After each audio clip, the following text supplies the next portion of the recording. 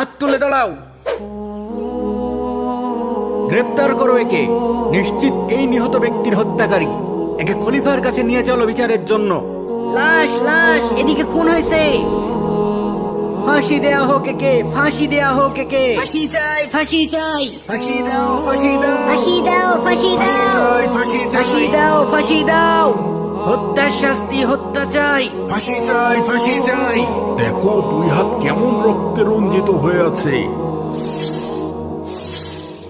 আমার তো দেখেই গা শিউরে উঠছে।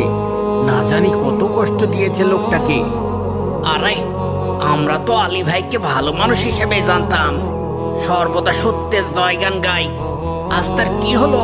সে কেন এই কাজ করতে গেল? আসলে এই মানুষের চেহারা দেখে বোঝা যায় না তার অন্তরে কি আছে। আরে আগেই কিছু বলো না। সে যে এই কাজ করেছে তার কি প্রমাণ আছে? প্রমাণ হওয়ার কি আছে? সিপাহীরা তাকে হাতে নাতে ধরেছে। আবার কি প্রমাণ লাগবে? হ্যাঁ, ওই যে খলিফা আসছে, খলিফা আসছে। কি ব্যাপার? বাইরে এত লোকজন কেন? কি হয়েছে? জাহাপনা, সিপাহীরা এক আসামিকে ধরে এনেছে, আর মানুষজন তার পিছন পিছন বিচার দেখতে এসেছে। সবাই বাইরে আপনার ফয়সালার জন্য অপেক্ষা করছে।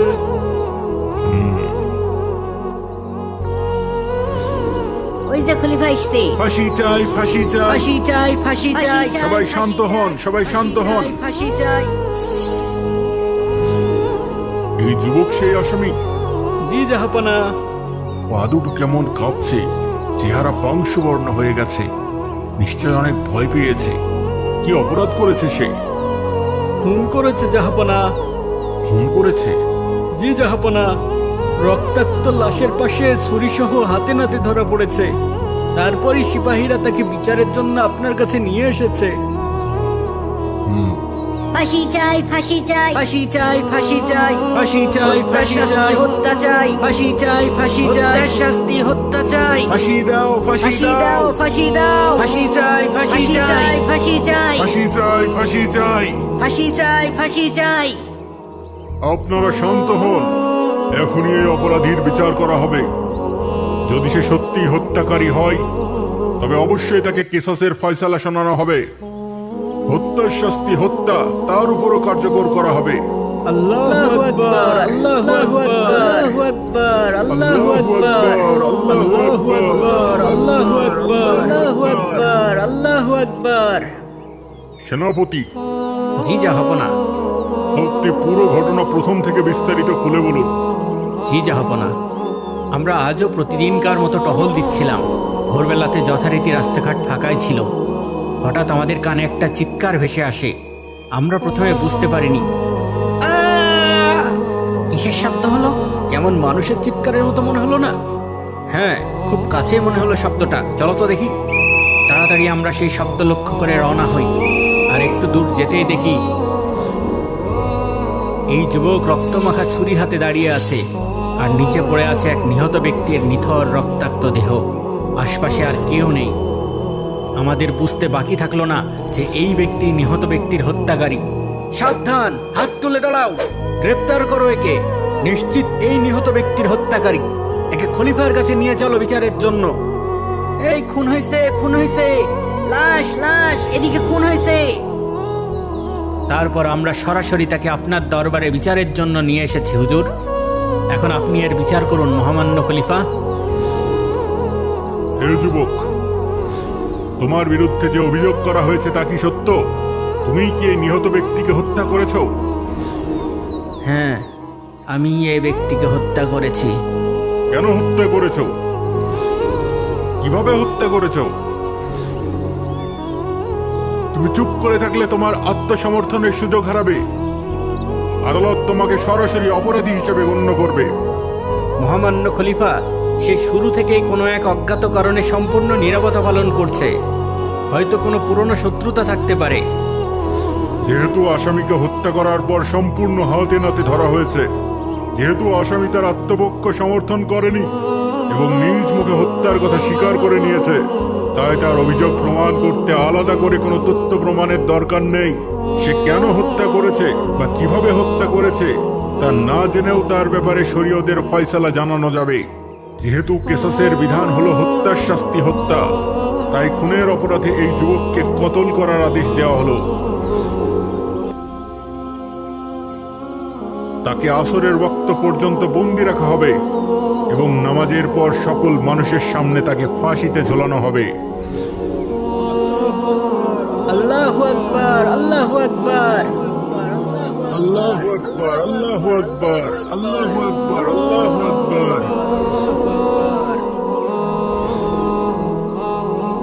একদম খাঁটি বিচার হয়েছে, আর কেউ কখনো হত্যার সাহস পাবে না।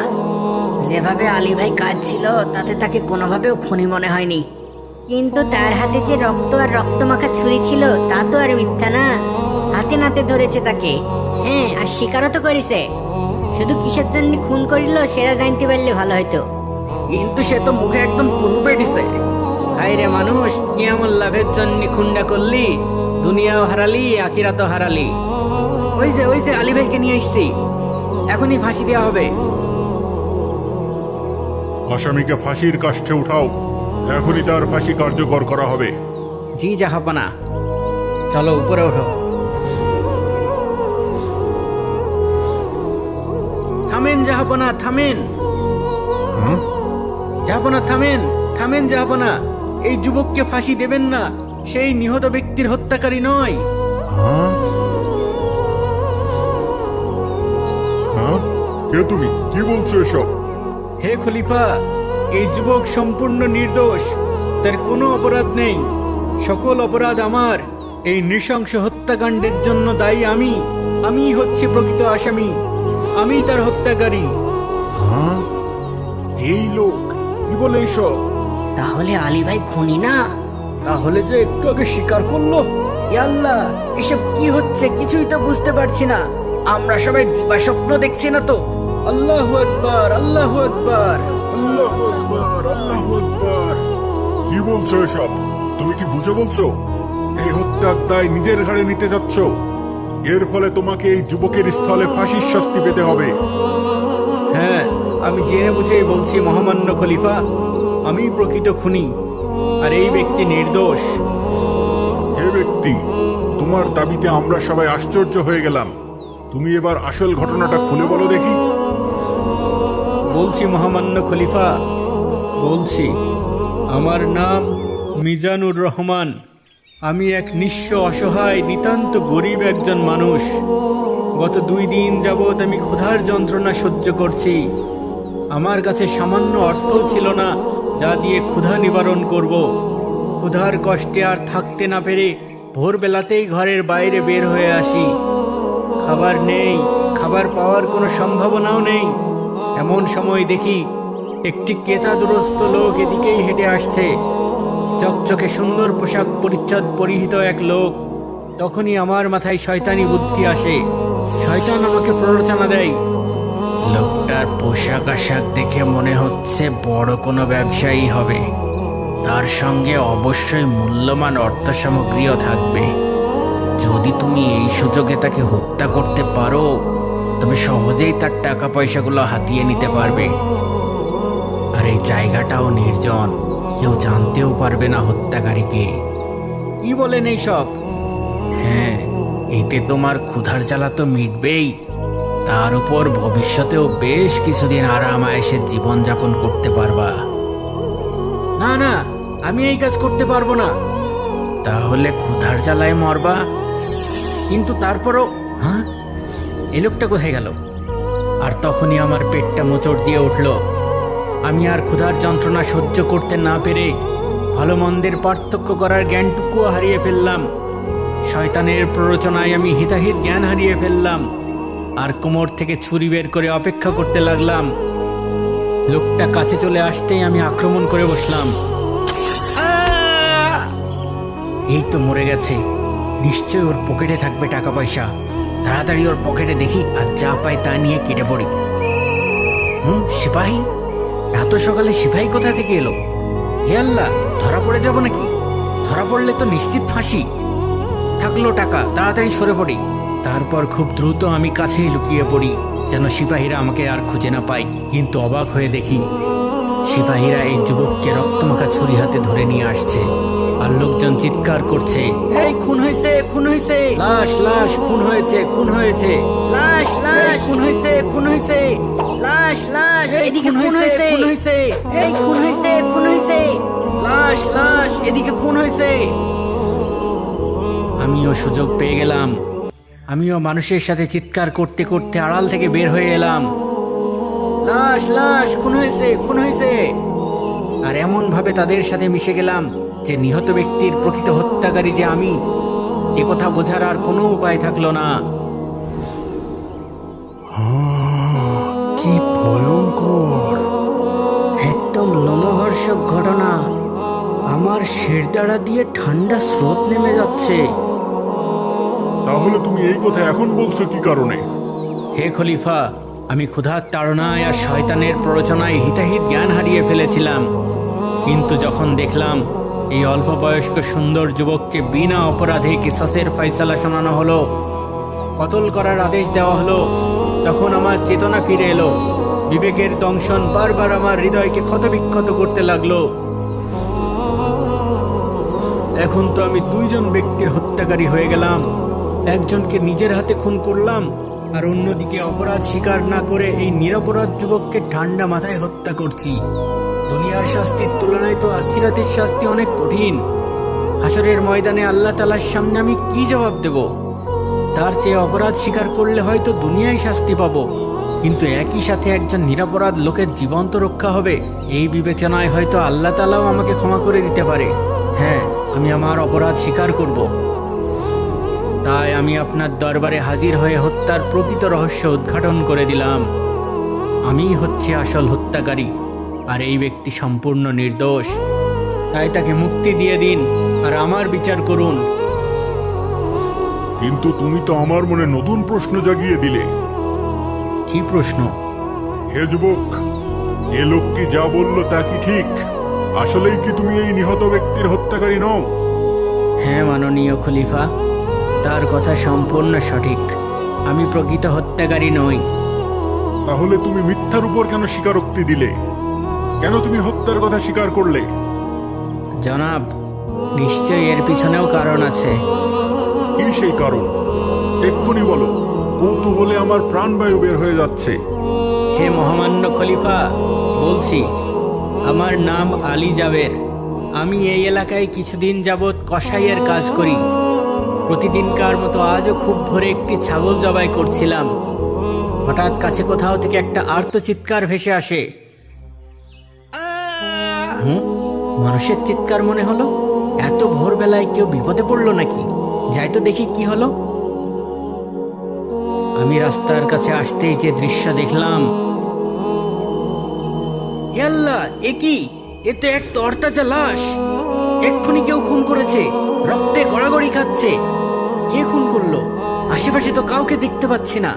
ও আল্লাহ, কত রক্ত বের হচ্ছে। এখন কি করব? কিভাবে সাহায্য করব? কাকে ডাকবো?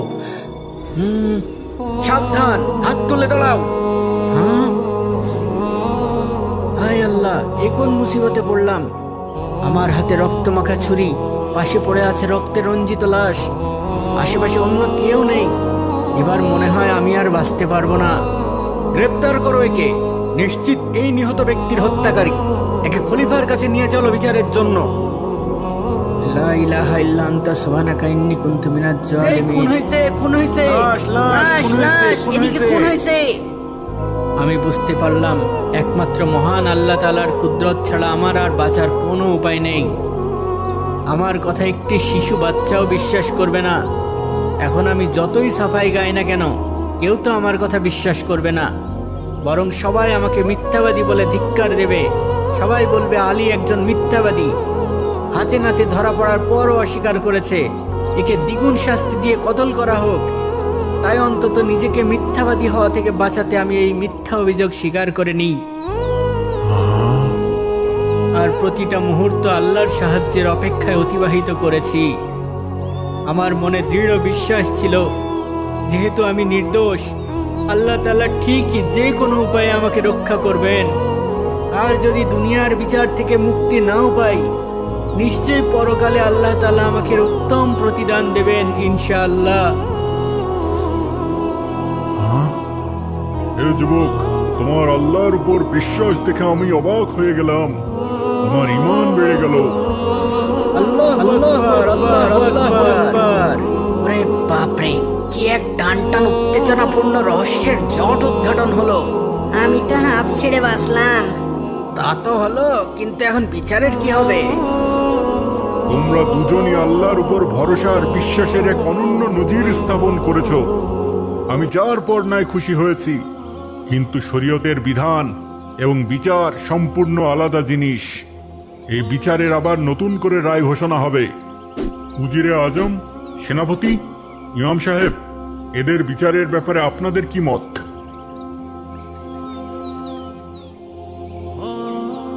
কি আর হবে, আলীর জায়গায় ওই লোকের ফাঁসি হবে। যদিও লোকটা হত্যাকারী, তবুও খারাপ লাগছে। নিজের ফাঁসি হবে জেনেও অপরাধ স্বীকার করে নিল। হ্যাঁ, ক্ষুধার জ্বালা বড় জ্বালা। জাহাপনা, এই ব্যাপারে আমাদের মতামত হলো, দ্বিতীয় ব্যক্তি যদিও একজনকে হত্যা করেছে, কিন্তু হত্যার কথা স্বীকার করে সে এমন এক ব্যক্তির জীবন রক্ষা করেছে যার ব্যাপারে আপনি কিসাসের ফয়সালা করে ফেলেছিলেন। যেহেতু আপনাদের এটাই মতামত, তাহলে আমি নতুন রায় ঘোষণা করে দিচ্ছি। জি জাহাপনা। আসামি এমন সময়ে নিজের খুনের কথা স্বীকার করেছে যখন অন্য ব্যক্তির ব্যাপারে মৃত্যুর ফয়সালা হয়ে গেছে, আর এভাবে সে এক নিরপরাধ ব্যক্তির জীবন রক্ষা করেছে। আর আল্লাহ রাব্বুল আলামিন পবিত্র কোরআনে বলেছেন, যে কারো প্রাণ রক্ষা করলো সে যেন সকল মানুষের প্রাণ রক্ষা করলো। তাই তাদের দুজনকেই মুক্তি দেওয়া হলো। আলহামদুলিল্লাহ, আলহামদুলিল্লাহ। আর নিহত ব্যক্তি? আর নিহত ব্যক্তির জন্য সরকারি বাইতুল মাল থেকে তার রক্তপণ আদায়ের ঘোষণা করা হলো। আল্লাহু আকবার, আল্লাহু আকবার। আল্লাহু আকবার, আল্লাহু আকবার।